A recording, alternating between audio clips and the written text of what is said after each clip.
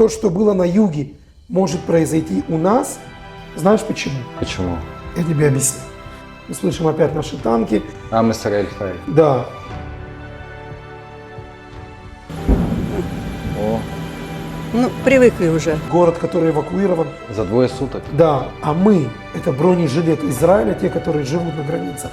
Умничка. Что-то шумно. И у меня нет ни одной секунды. И вот этот день я никогда не забуду. Вот оно. Вот, точно, вот оно. Ребят, это реальность. Все очень много летало ракет, очень много. То, что вы делаете, я не говорю про тебя, я говорю вот именно вот пресса, да, я никому не скажу. Может, у меня крыша едет? Да, я патриот, да, я сионист, да. Ключи на входе от дома, который сгорел.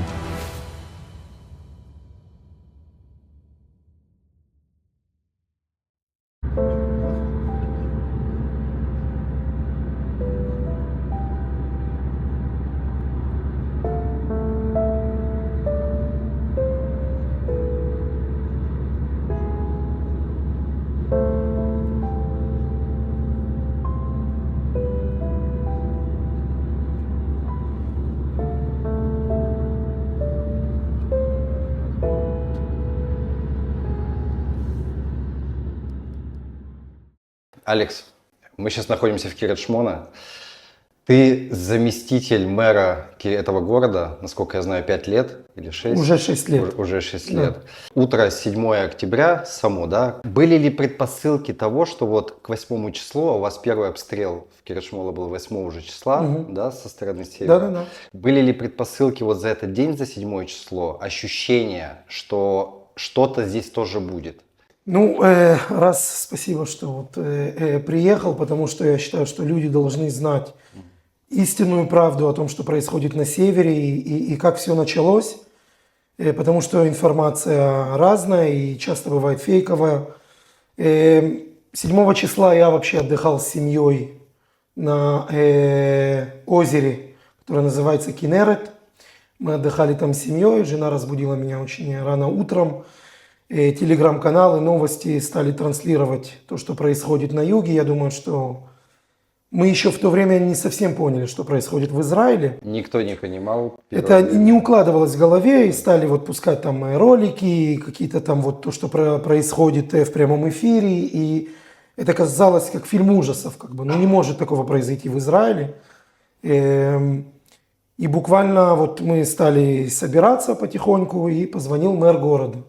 Позвонил, говорит мне, давай возвращайся в город, у нас должно быть заседание горсовета, это была суббота, я напоминаю всем. У вас в субботу была работа, заседание горсовета? Нет, само собой нет, но он решил собрать всех депутатов горсовета, понимая, что что-то происходит в Израиле. И мы уехали обратно в Кирят-Шмону со своей семьей. Само собой, что всю дорогу, даже за рулем, да, это никому не советую это делать, это неправильно. Но вот эти ужасы и все, что происходило, заставило, можно сказать, меня просто всю дорогу мы вот этим вот, по сути, и ехали, и только это обсуждали. Мы приехали в Кирят-Шмону, мы собрались, все депутаты горсовета, пытались понять, что происходит. На севере в это время, 7 числа, было еще тихо. Все было спокойно. Все было тихо и спокойно. И вот с последней, скажем так, ливанской второй войны мы жили какой-то такой тишиной. Интересно в том, что мы знали, кто наши соседи, потому что они находятся тут, поблизости к нам. Мы их видим со своих окон. Они находились, они просто двигались со временем границы, но у тебя не укладывалось в голове. Ты жил тишиной. Ты жил каким-то таким тихим, спокойным темпом на севере Израиля. Я всегда говорю, что это тоска на Израиле. То есть была тишина? Была тишина. Мы видели то, что происходит на границе, но понимая, что там сидит армия. У нас очень сильная армия. Понимая, что у нас сильная разведка. Но у нас не укладывалось в голове, что может произойти вот то, что сейчас происходит на севере, что есть вообще... Может быть какая-то возможность, что то, что было на юге, может произойти у нас. И само собой, что все то время, что мы следили за тем, что происходит на юге, даже в тот момент у нас не укладывалось в голове, что такое может произойти тут, потому что Хизбалла это не Хамас, это большая, очень организованная террористическая группировка, но тут сидит армия, она всегда сидела к нам по соседству, поэтому у нас не укладывалось в голове. Но, к сожалению, 8 числа прилетела к нам первая ракета. Это уже на следующий день? На следующий день, буквально на следующий Во день. сколько это случилось? Вот. Если я не ошибаюсь, это было днем, первая ракета. После падения прозвучала сирена, тревога. У нас нету ни 5 секунд. Мы находимся на самой границе. Поэтому у нас срабатывает сирена после первых падений. То есть все наоборот получается?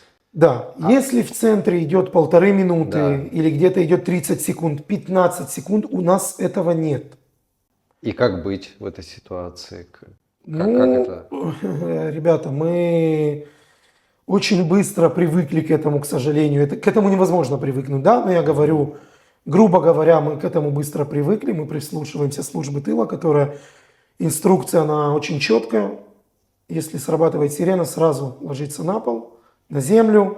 То есть по факту ты даже не успеешь в бомбоубежище забежать? Нет. То есть тут прилет моментальный получается? Он моментальный, да. Он моментальный. И что изменилось, скажем так, или изменило суть, нашу жизнь, да, ракеты, мы еще помним с той войны, и я приехал в Израиль в 90-е годы, я помню, в каком-то плане я даже привык, что мое детство проходило в том, что я бежал в бомбоубежище, что по нам стали стрелять противотанковые ракеты, корнеты, которые летят низко, очень быстро, и они до 10 километров долетают до нашего города, поэтому... То есть это не те ракеты, к которым мы, опять же, да, плохое слово, привыкли, которые может сбить железный купол, Железный купол их не может сбивать. потому что они низко. Они низкие, очень быстро летят, и так как мы очень близки к границе, и их стреляют прям вот с границы с Израилем, поэтому у железного купола нет шансов их сбить. Поэтому вот это изменило всю реальность нашу. Как бы даже тот факт, что ракеты как Буркан, Флаки, есть разные имена у этих ракет, железный купол, ему удается их сбить, скажем так, даже если не все, то корнет ему никак не сбить. А вот первая ракета, которая прилетела 8-го, это что за ракета была? Как раз Корнет?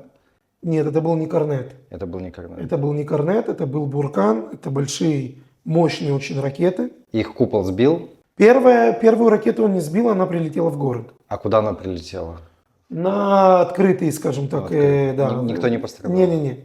Никто не пострадал, на то время все находились в городе. Все находились в городе, и никто себе не мог представить, как бы люди... Это воскресенье, люди вышли на работу, вышли за покупками, там, в аптеку, каждому куда надо. То есть подозрений вообще никаких, что вот сейчас Нет, будет нападение нет, со стороны Нет, Хизбаллы нет, с Ливана? нет. Вообще И предпосылок никаких. после этой ракеты они нас стали обстреливать с предлогом, что они будут поддерживать своих палестинских братьев. Это был их предлог. Насралла это все время повторял. Поэтому я часто слышал и следил там за телеграм-каналами или даже новости, что они не стреляют только по армейским базам и так далее. Это полная ложь и полное вранье, потому что они стреляли по школам, по домам. Первые попадания прямые были в жилые дома, где находились мирные жители. Поэтому мне это было очень странно вообще, что то, что мы сейчас слышали, это танковые наши силы. Со временем к этому привыкаешь, но оно всегда тебя Плохая пугает. привычка. Но это плохая привычка, Плохая да. привычка. Но я рад, что мы слышим наши танки, потому что мы бьем по ним и бьем довольно сильно, больно и хорошо. А это то, что ожидали жители Севера после года в эвакуации. Наш город просто терпел такие или другие попадания, поэтому пришло время. Прям хочется восстановить хронологию событий. Север, он полностью подвергся нападению Хазбаллы со стороны Ливана. То есть то, что было со стороны Хамаса в Газе, север столкнулся с такой же атакой. Вот как развивались события, как увеличились обстрелы, то есть вот как началась вот эта вот жизнь, то есть начиная с первой ракеты, и как это все усиливалось? Ну, с 8 числа можно сказать, что на протяжении каждого дня шли массивные обстрелы. Это могло быть в день и 10 ракет, и 50, и 60. За день прилетало 50? Да, конечно, конечно. Причем, когда стреляли по нашим соседям, как Метула, Маргальот, мы это все слышали.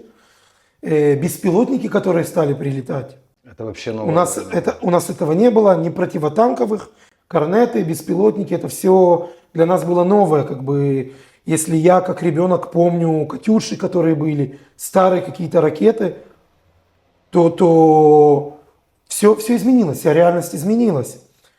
20 числа, вот с 8 по 20 мы терпели все эти обстрелы, жители города, бегали в бомбоубежища, безопасные комнаты и так далее.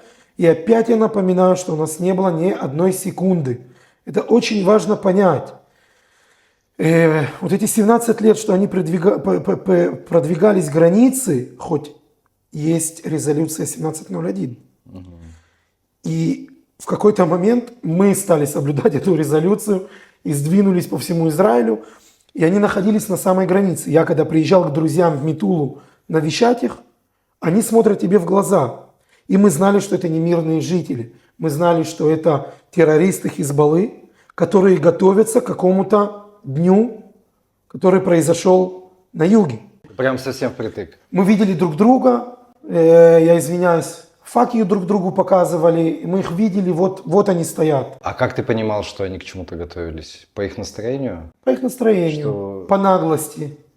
Потому что там стояли силы ООНа, которые ничего не делали.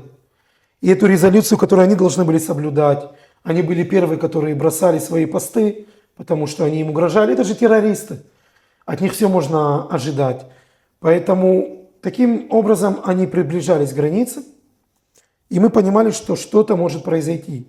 Но каждый день, когда вот ты жил, и вроде бы тихо, и спокойно, пасторально, север, я думаю, это самое красивое, что есть у Израиля, потому что он отличается центром и югом, и речки, и зелени, и все тут можно найти, чтобы просто жить спокойно, тихо. Тебя это покупает, как бы, это нас купило в каком-то образе, вот эта вот тишина. Хоть между нами мы все время это обсуждали. Мы жаловались на то, что мы слышим, что у нас роют что-то под ногами. Вы это слышали? Конечно. Жители все время жаловались. Как это ощущалось? Во-первых, давай так, разделим вопрос. Когда это начало ощущаться, и как именно физически вы это ощущали? Я думаю, что первые жалобы поступили лет 8 назад. О том, что и ощущение... О том, что идет ощущение и слышны, что кто-то копает под землей. То есть это вот эти самые туннели, которые Да, пытались... да, которые сейчас мы все видим, что они существуют. То есть то же самое, что в Газе, вот то же самое... Еще хуже. Еще хуже. Еще хуже. Еще больше. Это целый город под землей, и причем под кладбищем, и под больницами они рыли, и под жилыми домами. Мы видим жилые дома, где стоят ракеты, где вот эти вот мирные жители, которые все говорят и кричат, мы слышим опять наши танки. Ам Исраэль Хай. Да, и мы это все слышали, но мы жаловались на это. Причем жаловались первые, это были в Метуле. Маргальот, Авивим, это те, которые Они совсем близко. Потом. примыкают к ним. Примыкают прям. Потом стали жаловаться и люди с Кирьят-Шманы. Поначалу это было между собой. Ты боишься, что тебе скажут, что ты сумасшедший. А ощущения, вот как ощущали, пытаюсь, вибрации или что? Звук Север, какой-то? я тебе объясню, север вечером замирает, Тишина. тишина. Ты слышишь Птички поются. птички, сверчки, ты вот. слышишь ветер, ты слышишь те, кто вот как я живут ближе к реке, скажем, Снир, ты слышишь, как вода бежит. И вот представь себе, что ты сидишь вечером со своей женой, со своими там детьми. Нет, лучше без детей, они идут спать. и ты сидишь с женой, и ты там обсуждаешь жизнь, и ты слышишь ду-ду-ду-ду-ду-ду-ду-ду-ду-ду под землей. А, прям звук реально. Конечно. Первое, что ты думаешь, я сумасшедший. Я никому не скажу. Может, у меня крыша едет. Потом ты начинаешь слышать, что и твои соседи это обсуждают. Тогда ты начинаешь уже с друзьями-соседями обсуждать. Потом ты видишь по новостям, что жители Метулы или Авивим на это уже в открытую жалуются. Ты начинаешь тоже жаловаться. И мы начали понимать, что что-то происходит под ногами. Что-то происходит. Кстати, несколько лет назад были обнаружены такие туннели около Метулы, которые были залиты бетоном. Залили это мы уже бетоном? Да, А, мы да, же заливаем. да. Когда люди видели, что залили бетоном туннели, раз все поняли, что мы не сумасшедшие, что то, что мы слышим, это правда. Окей? И террористы Хизбаллы, они способны на все. Это люди, которые хотят видеть кровь, это люди, которые способны на все, и они не различают. Дети, пожилые, им все равно. Когда залили бетоном, то ты себя уговариваешь, что все туннели мы нашли, мы раскрыли, Всё жизнь закончилось. продолжается, все. Поэтому я думаю, что вот одна из причин 20 числа нам объявили эвакуацию официально. 20 числа государство объявило, что мы должны эвакуировать себя из города. То есть весь город должен быть Да. эвакуирован. А сколько в Киришмоне населения было? 25 тысяч. 25 тысяч. Да. А сейчас сколько осталось?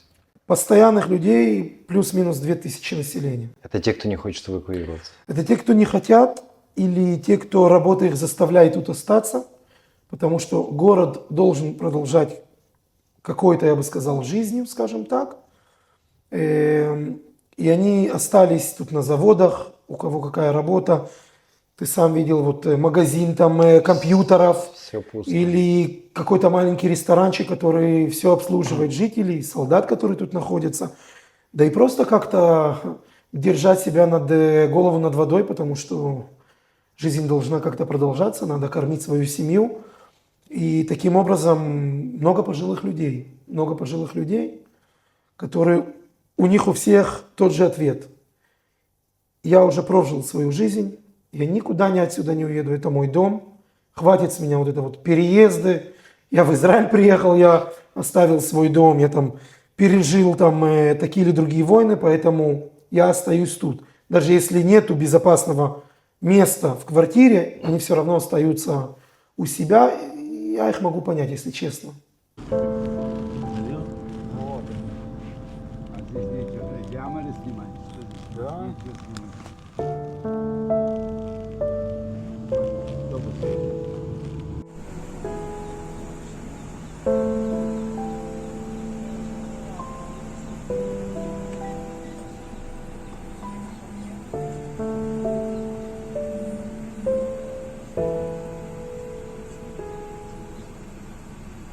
Ну, это я живу у сына, вот он должен пойти на работу.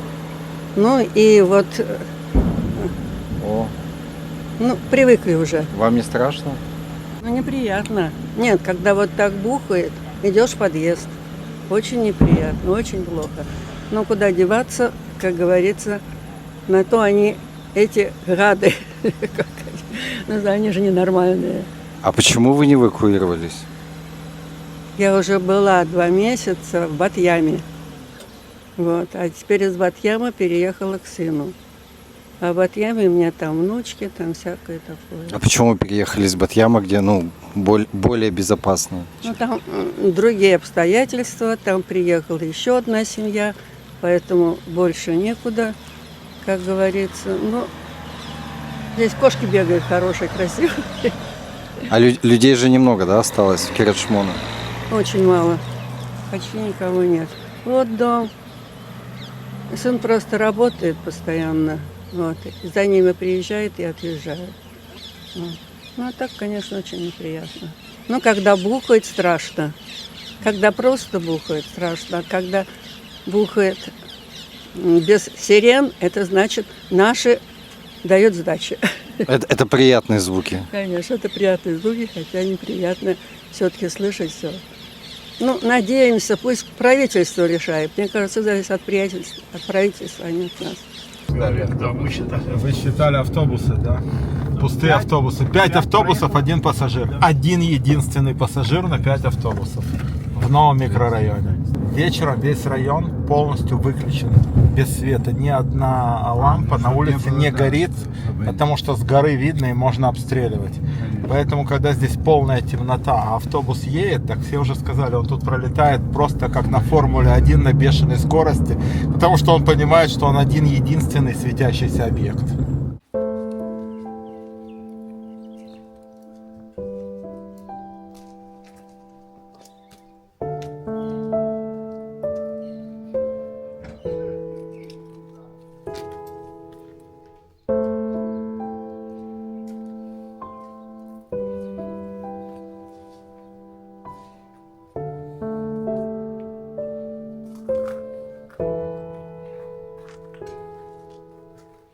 Это один в один практически. Вот сейчас, придя сюда, как бы перенесся ровно на год назад, как вот дом за домом, в который мы ходили, там, это вот один в один точно такой же вариант был. Только там забрасывали в основном гранатами, а здесь было прямое попадание, мы видим, и сгорело. Книги, я говорю, вот рукописи не горят. Можно еще некоторые корешки увидеть. Кстати, по корешкам мы понимаем, что ребята, которые здесь жили, были русскоязычные.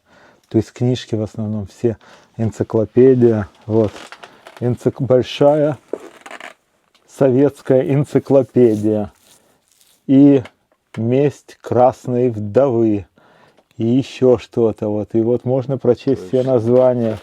Валентина Мальцева, да, это была квартира, которая была, вот, одежда, шубка, инструменты, все как бы. Ну, тут же вроде людей не было. Не, людей не было. Эвакуированы уже были. Да. Неприятное зрелище. Это детская комната, мы видим, салон, ванна, выгорело все. Ключи на входе, ты видел? Очень много такое, знаешь, как символически. На задней двери ключи на входе.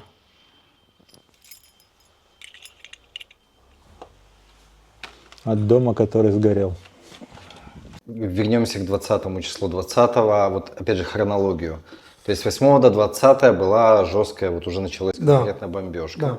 То есть армия еще в Ливан же у нас не заходила, она очень долго не заходила. 20 числа вам сказано было всем все, эвакуироваться, и жители начали уезжать полностью из города. То есть это садятся, вот просто визуально как представить, я живу далеко отсюда, в центре страны, то есть как визуально это происходит, то есть люди садятся с вещами в машины, то есть прям покидают город. Можешь описать, как это? Да, я могу описать. Как это происходит? Это, мне кажется, как в фильмах. Я вздыхаю, потому что я тут 35 лет в этом городе. Я тут вырос, родились дети тут, жена моя с города. Мне было очень важно, чтобы жена будет местная, чтобы не думала, что я какой-то, я извиняюсь, там придурковатый, который помешан на этом городе. И вот этот день я никогда не забуду. Я его никогда не забуду, потому что это с фильмов было взято. Мы с 8 по 20 нас массивно обстреливали. Мы находились по бомбоубежищам. У кого в квартире есть безопасные комнаты, более новые, скажем так. Потому что и ракеты сегодня намного мощнее у Хизбаллы, чем были. И 20 числа мы объявляем всему городу, что мы должны эвакуировать весь город. То есть вы как мэрия объявляете? Да. А вам, как это происходит? Вам кто дал приказ? Министерство туризма, говорят, что которые они за это были ответственны, нам сообщают, город должен быть эвакуирован. Сегодня, кстати, я понимаю, по двум причинам. Боялись, что то, что было на юге, будет и тут. Что тоже могут ворваться террористы. И вот эти вот корнеты и противотанковые ракеты, как я говорил до этого, изменили всю реальность. Потому что от них было не укрыться. Тебя видят с границы, как ты едешь, где ты проезжаешь, и они стреляли. По этим двум причинам нас решили эвакуировать. Такого никогда не было в Израиле, что берут город. Да, в Израиле маленькие города, но для Израиля это город, мы столица Галилеи. И сейчас надо эвакуировать всех. Пожилых, детей. Не было такового плана как это все делать.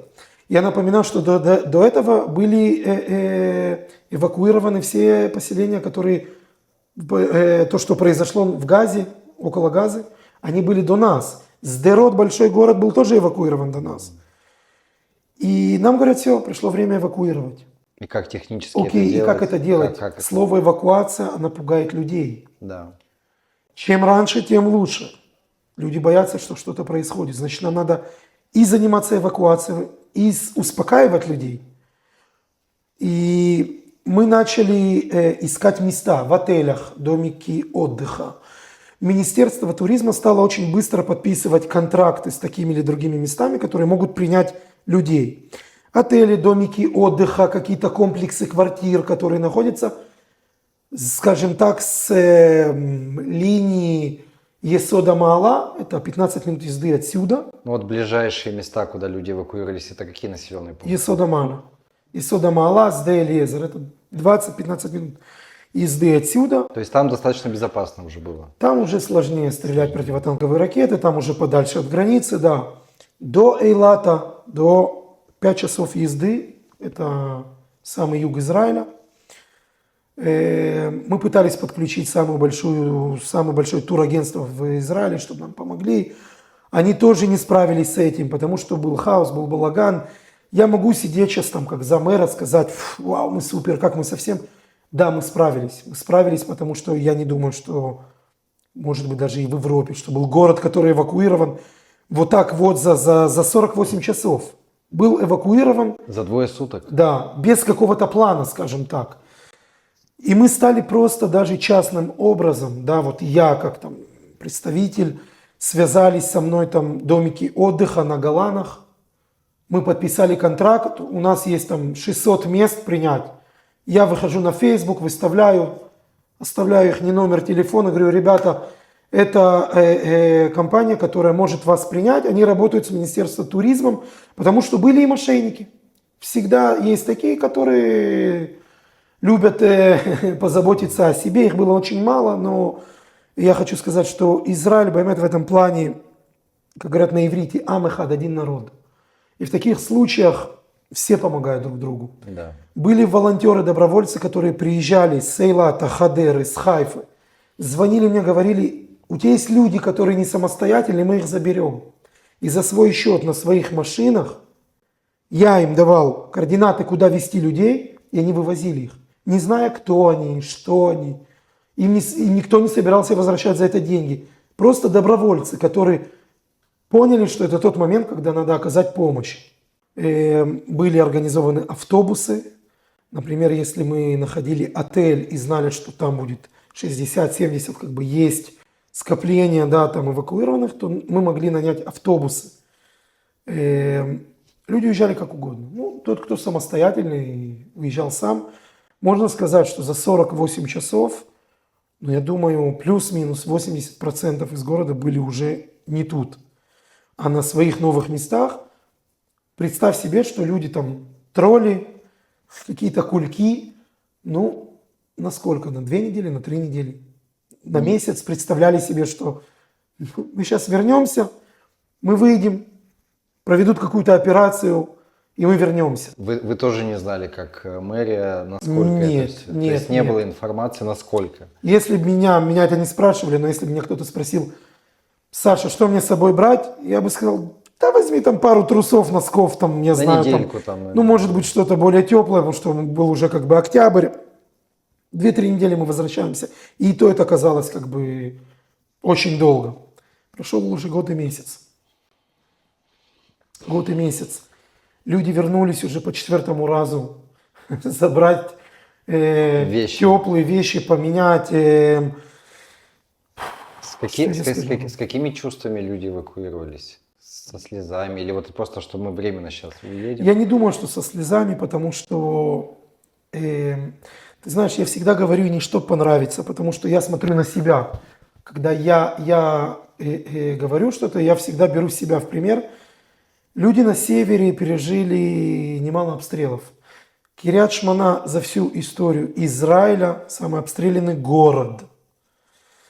Мы терпели много обстрелов. Мы знали, что это бегать бомбоубежище. Мы всегда знали, кто наши соседи. Поэтому я не видел, чтобы люди уезжали со слезами. Люди морально довольно сильные, я бы сказал, северяне, тем более на Верхней Галилее. Люди уезжали и просто не понимали, что происходит. Не понимали, потому что мы терпели обстрелы 12 дней, на протяжении 12 дней до эвакуации. И мы все еще смотрели новости, то, что происходит на юге, то, что произошло на юге. Мы никак не могли понять, что там произошло. Когда мы видели все эти ужасы, единственное, что у нас было в голове, это сейчас она начнется тут на севере. Надо уезжать побыстрее. Поэтому таким образом я бы не сказал, что люди уезжали со слезами на глазах. У людей была надежда, что мы вернемся очень быстро. Что это ненадолго. Ром, как можно представить себе год и месяц? Мы не находимся как бы... Я не могу этого представить. Да никогда. Если бы ты мне это сказал, я бы просто смеялся. Я бы сказал, Не ты поверил. ты ненормальный человек. Как бы. Я уеду на год и месяц со своего дома, он будет стоять пустой, и тут будут жить одни голуби, да я бы никогда бы не поверил. Вот с 8 до 20 числа, когда были обстрелы, попадания они же были по домам, по школам. Какие были вообще попадания? Были попадания в школы, в детские сады, в жилые дома, в большие торговые центры, которые у нас тут их не так много, но они есть, само собой, на дорогах. Это еще вот эти вот с 8 по 20 я могу сказать, что обстрелы были еще не такие массивные, как они стали потом. Ром, у нас были часто дни, которые по 100, по 60, по 100 с лишним ракет. Это, я говорю, в город Кирьят-Шману. А что происходило вокруг? Еще которые поближе даже. Конечно, а беспилотники, а дроны, которые мы даже не знали, что они упали. Люди приезжали к себе на дом забрать какие-то вещи, звонили в муниципалитет. Что это, да? Что это такое? У меня тут валяется ракета. Как бы были падения, о которых мы не знали. Кстати, год с лишним в эвакуации. Я уверен, что когда мы вернемся, мы найдем еще такие места, где упали ракеты, и мы даже о них не знаем.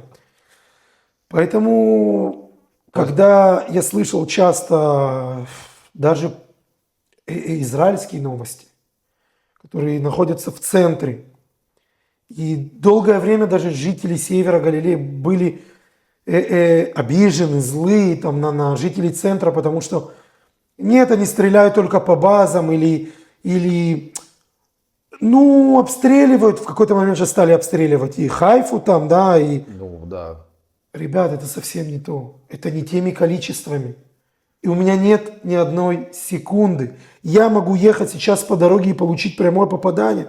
В тот момент, когда в Хайфе или в другом городе у них есть 30 секунд, 1,5 минуты. Это совсем другой мир, это совсем другая реальность. Я, когда разговаривал с друзьями или я ехал по городу, мне звонила жена и оставалась со мной по телефону на прямой связи, пока я не доезжал до своей встречи или до квартиры, потому что она боялась, что может быть прямое попадание или около меня упадет, и я не успею выйти с машины. То есть это в любой момент просто может лететь ракета, Конечно. ты здесь никак не заставишь. Это слышится, может быть, кому-то я преувеличиваю, извиняюсь. Преувеличиваю или пытаюсь создать, что какие мы... Ребят, это реальность. Это реальность. Вот они, Ливан, сидят. Они сидят тут по соседству. Я уже не говорю про Метулу, которые вообще чуть ли не живут в Ливане. Поэтому это так. Это так, это наша жизнь.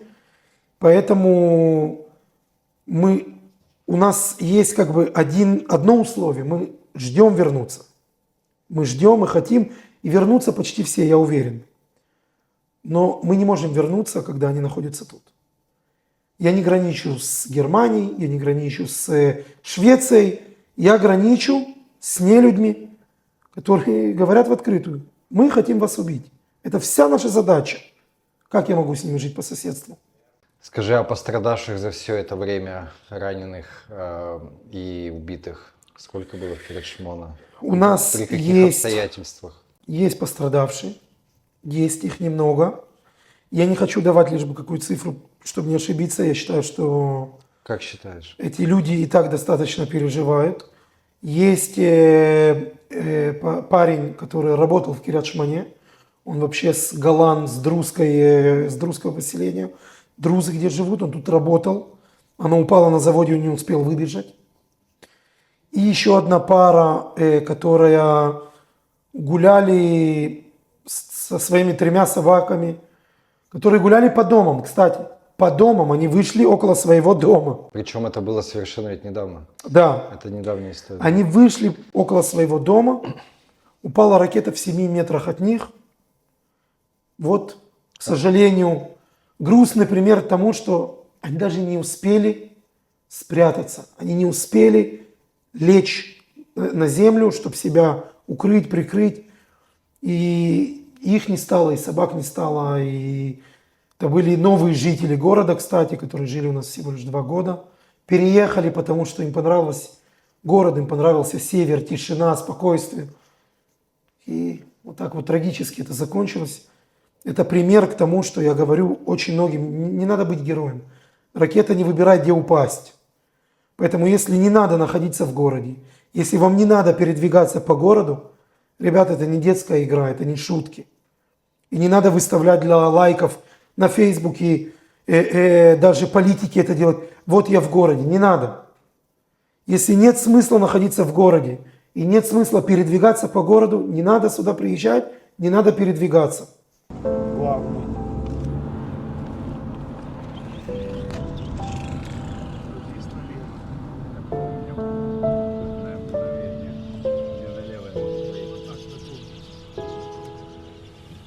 Год назад, это где-то было число 11-12 октября, когда мы здесь были с группой, съемочной группой, как раз вот в этом месте, где я стою, упала ракета. Вот видно сгоревший ресторан.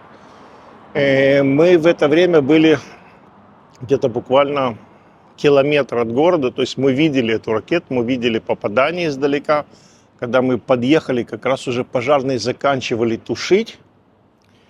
Вот здесь все сгорело, здесь была деревянная крыша, она вся обгорела. Вот. Но что нас удивило очень, вот здесь прямо видно компьютерный магазин и рядышком шаурма, знаменитая, багет шломи, так они называются. Все это работало, то есть город был пустой, в компьютерном магазине были ребята, там хозяин готовил шаурму, нам даже потом с собой коробочку он положил в машину, чтобы мы отвезли это солдатам, которые дежурили на въезде в город. А ребят в компьютерном магазине мы спросили, неужели есть клиенты? Они говорят, конечно, потому что солдаты приходят, батарейки, зарядки, провода, все это было необходимо. Город абсолютно пустой, но вокруг было много солдат, поэтому они и открылись. Судя по тому, что они сейчас ремонтируют, у меня такое ощущение, что им, видимо, каким-то взрывом или осколком дверь выбило, потому что они вот новую дверь ставят. Но вот тогда, когда ты подъезжаешь, и ты видишь эту дымящаяся воронка, и вот этого бомбоубежища маленького не было. Вот примерно где-то там оно, по-моему, и упало, эта ракета. Ну, плюс-минус. Вот она. Вот, точно, вот она. Вот.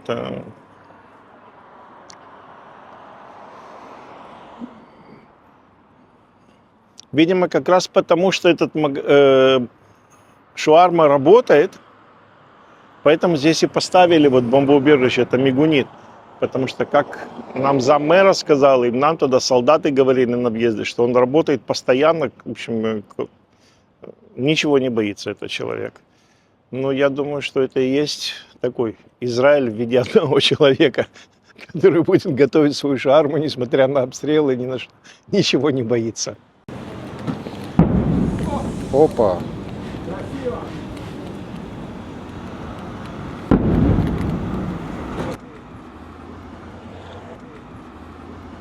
Это наши, радуйся. А, наши? Да. По звукам надо различать.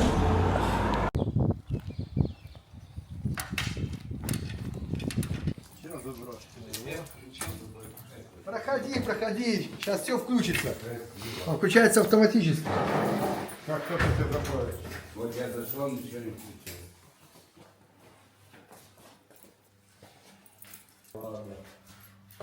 Да. Ну, теперь будет рацион сделать что-то новое. Да. Правильно?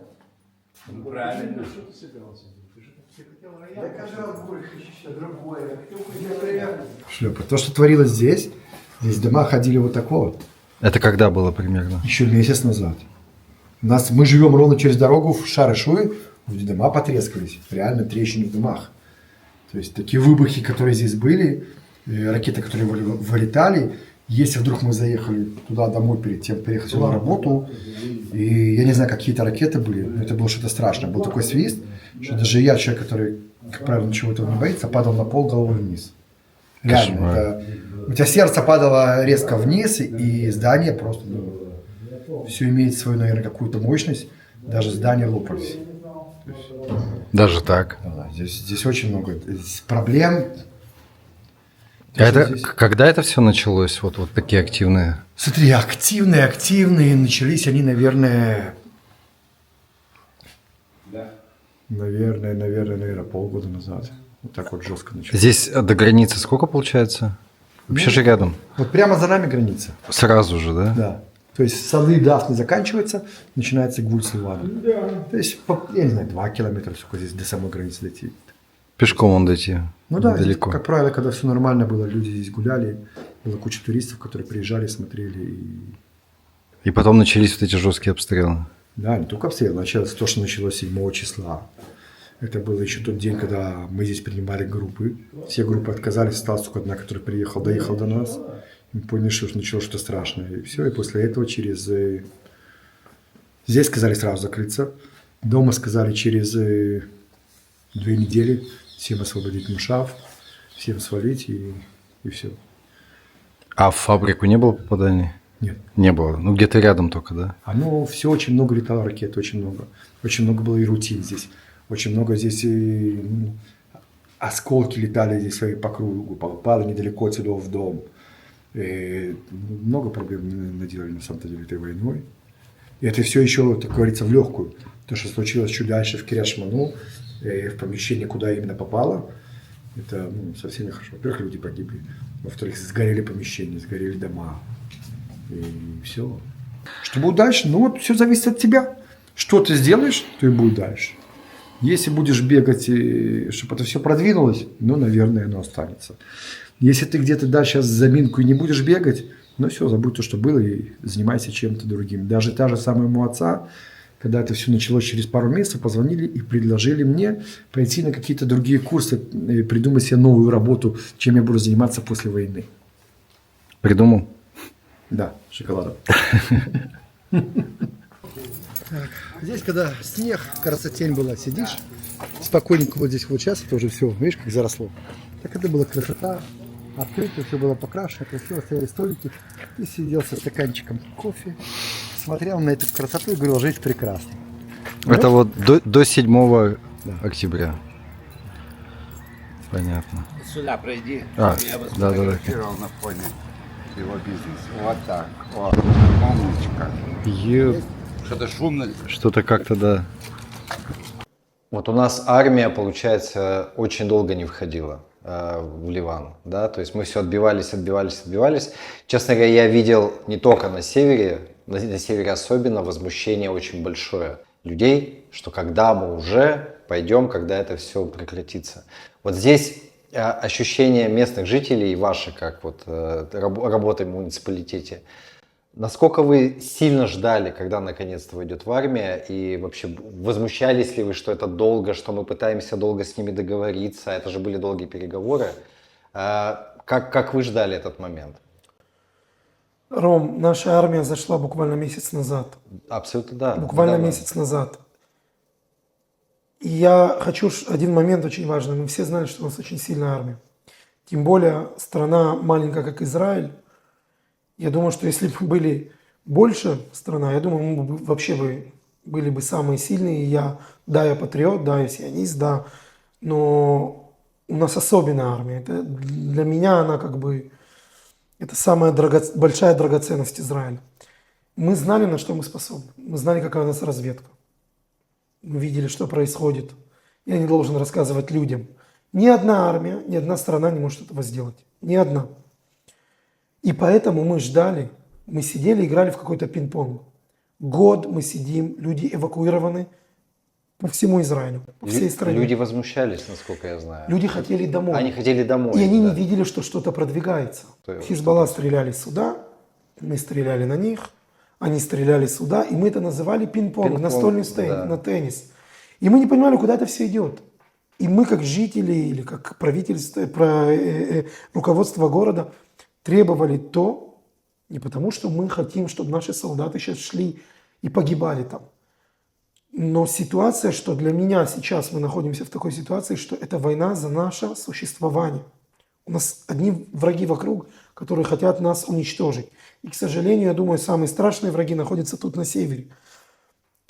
И мы требовали, чтобы армия била по ним сильно так, чтобы они не могли поднять голову. Понимая, что если мы начнем там военную операцию, это нас приблизит к возвращению домой. А каждый день, который мы не возвращаемся на север, мы его теряем. Потому что люди находят работы, люди уже, их дети привыкают к новым школам. Потому что люди продолжают какую-то жизнь. Потому что год это уже... Мы не можем это терять много. север. Поэтому мы требовали, чтобы армия начали какую-то операцию. Мы не понимали. А вам давали объяснение, когда, что будет? Нет. Или вы тоже вот Нет, ничего не знали? мы ничего не знали. То есть что-то армия делает, что... Мы ничего не знали. И я опять повторяю, я не считаю, что все должна нам армия, Конечно. все свои карты раскрывать, но мы не видели какого-то продвижения.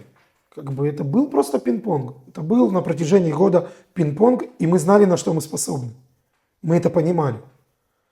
Поэтому люди, вот когда мы вошли в Ливан, жители Кирьят-Шмоне вздохнули. Они вздохнули, у них появился оптимизм. Какая-то надежда, что скоро Да, все это что мы закончится. понимаем, что теперь срок возвращения он сокращается. Ведь любая война кончается какими-то договорами, Переговорами. переговорами. Но мы должны прийти, знаешь, с прямого перевода с иврита, львом на эти переговоры, а не когда по нам сильно ударили. Да. И тогда мы будем требовать, что мы хотим.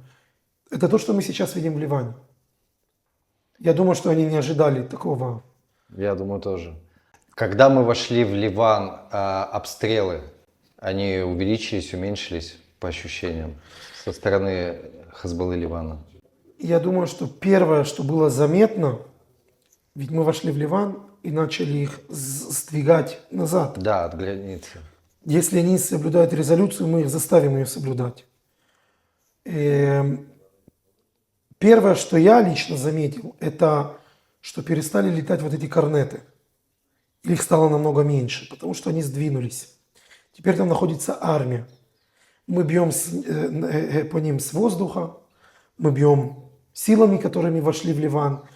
Поэтому даже если они еще находятся вот эти вот на 10 километров, им сложнее уже стрелять по нам. Это первое, что мне было заметно. Я думаю, что все-таки и обстрелы ракет их стало чуть поменьше, по крайней мере тут, в Кирьят-Шмоне. Мы их видим часто в Хайфе, мы их видим часто в других местах, До Маалот и так центра далее. долетает все это тоже. Тут их поменьше, но они все равно продолжаются. Как бы. Само собой, что взять за 17 лет, 20 лет, что они себя строили и превратились в такого, я бы сказал, сильную террористическую группировку, за месяц, что мы в Ливане, само собой, мы их не уничтожим.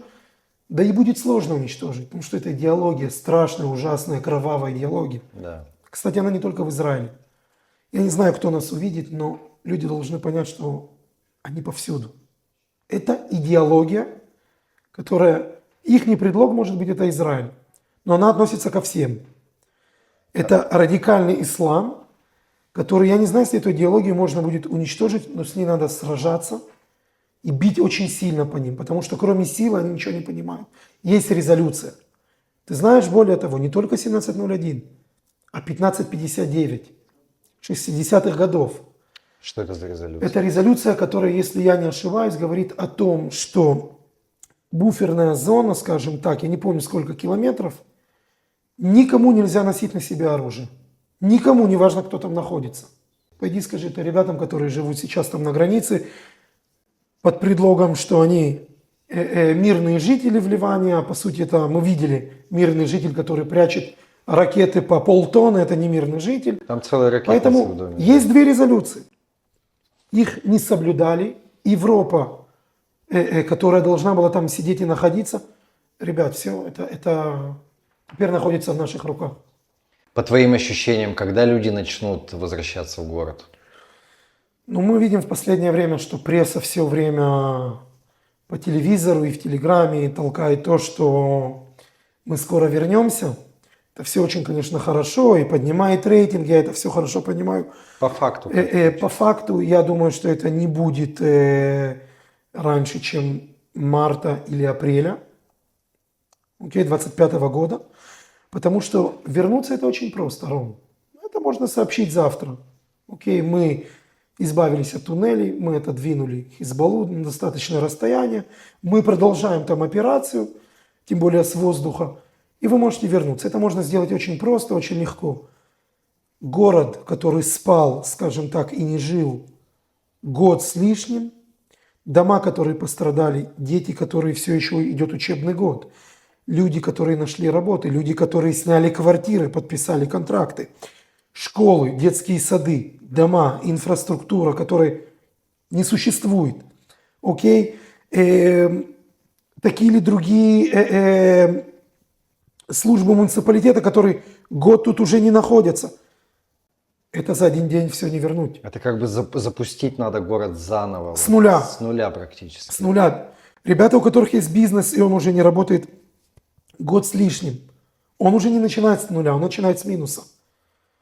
Это занимает время, поэтому то, что вот это вот все, скоро вас вернут, я понимаю, что на телевизоре там для ведущих это очень классно, это супер, это секси, это рейтинг, есть о чем поговорить. То, что вы делаете, я не говорю про тебя, я говорю вот именно вот пресса, да, то, что там делают, это просто еще больше давить наше моральное состояние. Потому что официального решения не было. Армия еще не завершила свою работу. Есть завершение военных действий. После этого надо принять решение, если мы возвращаемся, когда сесть с руководством муниципалитета, принимать решение, как все это будет, кто первый вернется, какой бюджет нас ожидает. Это столько много вопросов. Это, ребята, это не просто взять город, который не жил год с лишним, Раз и приехали. транспортацию сделать, все, вы вернулись. Нет, это не может, это не работает так.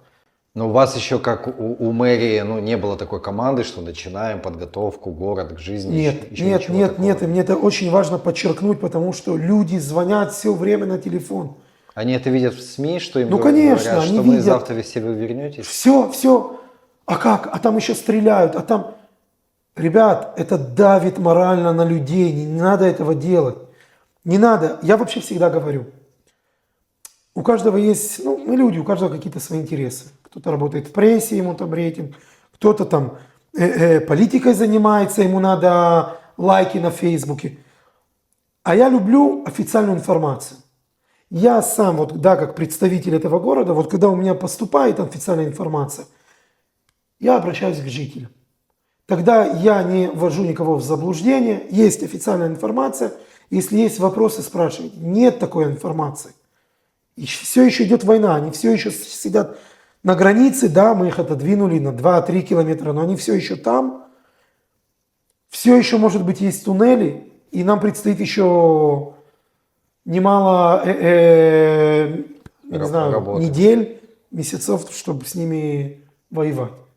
Скажи, мне интересно, люди 20, ты говоришь, 25 тысяч населения, 2 тысячи остались, то есть 23 тысячи человек выехало.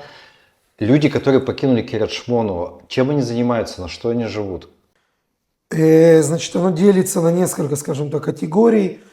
Есть люди, которые эвакуировались, там в отеле или в домике отдыха. А отели, они же не платят за отели, правильно? Нет, оплачивает государство, в плане, скажем так, денежно, да, поддержка, потому что морально люди и так, в плинтусе, они никакие. Поэтому в плане денежном, конечно же, государство помогает. Люди, которые находятся в отелях, в домике отдыха, им идет компенсация от государства, платят самому отелю. Они там же и питаются, они там живут, они как бы получают услуги. Есть люди, которые сняли квартиры. Сами за Частным свой счет. образом подписали контракт, Обычно. да, как в обычные дни, и живут там. Потому что жить в отеле, 12-метровой комнатке в отеле, Год. с детьми, год, люди с собаками, с кошками, там, с попугаями своими, это же дурдом, это срехнуться можно. Выбрали все-таки снять какие-то комнаты, извиняюсь, квартиры. Им государство платит компенсацию, за счет этого они платят ту же аренду. Но опять же, важно подчеркнуть, всегда я слышу много жителей, которые говорят, ну вам же платят, вы можете забрать эти деньги обратно и вернуть меня в город. Как бы. Я не выбрал эвакуироваться, я не выбрал бросить всю свою жизнь, бросить все, что я знаю, и просто вот так вот ходить и искать свое место по стране, с места на место. Дети, которые не учатся толком, потому что никак не могут влиться в строй, каждый раз знакомиться с новыми детьми. Люди, которые безработные, бросили или оставили работы, побоялись, или их уволили. Поэтому, конечно же, опять же, когда тебе платят какую-то сумму, оно идет тебе на помощь. 100%. Как ты считаешь, город способен вернуться к той нормальной жизни? И вернется ли он, по твоему ощущениям? Это зависит, начну с того, что я думаю, что большинство населения вернется. Но не все, как ты считаешь? Нет, ну, Рома, смотри, год с лишним – это достаточно времени, чтобы найти таких семей, которые обустроились в других местах. У них тут нету своей квартиры или своего дома, их ничего не обязует вернуться сюда. И как бы они не любили этот город, уже год они ведут какой-то образ жизни там в той же Хайфе, в Тель-Авиве и так далее. Будут такие, которые не вернутся? Конечно, будут. И все равно я считаю, что большинство вернется. Знаешь почему? Почему? Я тебе объясню. Потому что все, кто живут на севере, и в Верхней Галилее, тем более, в Кирьят-Шмоне, это люди коренные, которые или уже второе, третье поколение тут, или люди такие, как я, которые приехали очень давно, которые выбрали тут остаться, зная, что тут нету такого разнообразия работ, как в Тель-Авиве, предположим, и нету 8 университетов, а 1 колледж, окей? И для молодежи тут нет ночных клубов. Мы в пятницу, в субботу, ребята, мы любим отдохнуть, посидеть у себя. Как на и даче. попить кофе, да, как на даче. И ты осмысленно решил тут остаться, потому что тебе нравится этот город, нравится, что все друг друга знают, все друг другу помогут, все с друг другом поругаются и будут обниматься на свадьбах, потому что мы пойдем на те же свадьбы. И это не Тель-Авив или большие города, где люди приезжают с других городов. Это люди, которые столько лет тут сидят. Ты не можешь меня оторвать от этой земли. Да, ты меня оторвал на год. 1-0 тебе. Но скоро будет уже 2-1 нам. И мы вернемся. И чтобы восстановиться, я думаю, это придется жителям проявить мудрость большую, как бы вот это вот, зная, что может быть нам предстоит 10-15 лет вернуться быть, как мы были до этого. 10-15 лет, ты говоришь? Да, Почему 10-15 лет? потому что я думаю, что все-таки эта война нас отбросила назад. Мы как-то шли вперед. Фудтек это в плане там пищи мы продвигались, это хай-тек только в плане. Тут сидели стартапы, 26 стартапов со всего мира. У нас заводы новые открывались, новые районы строились. Мы шли вперед. Мы шли вперед, хоть мы и периферия, город в периферии. Если государство поймет, что нет уже больше ОТЭФ газа, да, вот это вот те, кто находится на границах, это они там, где-то там, что мы маленькая страна, а мы, это бронежилет Израиля, те, которые живут на границах, и не вложит тут деньги, и не добьется того, чтобы тут сидели самые крутые заводы, что новые репатрианты сюда должны приезжать, что у нас должно быть не 25, а 70 тысяч населения, что нам должны дать еще места на новые районы, то да, мы пойдем назад, и нам будет тяжело. Если государство это поймет, Ром, то таким образом мы заставим, да, я бы сказал в кавычках, и нашу армию, и Хезболлу задуматься 2 раза, если они хотят стрелять по Израилю. Понимаешь? И может быть тогда нам железный купол будет стоить дороже, чем сделать и превратить этот город более серьезный, большой, в перифериальный город. Маленький Тель-Авив. Да, в маленький Тель-Авив.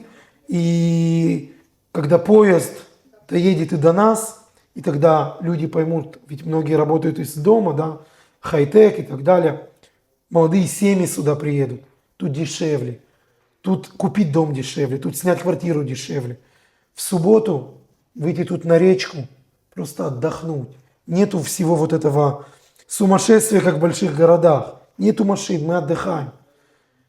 То мы двумя руками, двумя ногами, и я тебе обещаю, что следующая беседа наша, она будет в каком-то парке, когда будет тихо, спокойно, и мы с тобой посмеемся, и ты мне скажешь, буквально недавно тут танк стрелял прямо около нас, а теперь смотри, как тут. Не потому, что я просто оптимист, потому что просто другого варианта нет. Нету другого варианта, его не может быть. Если там это поймут, то будет все окей.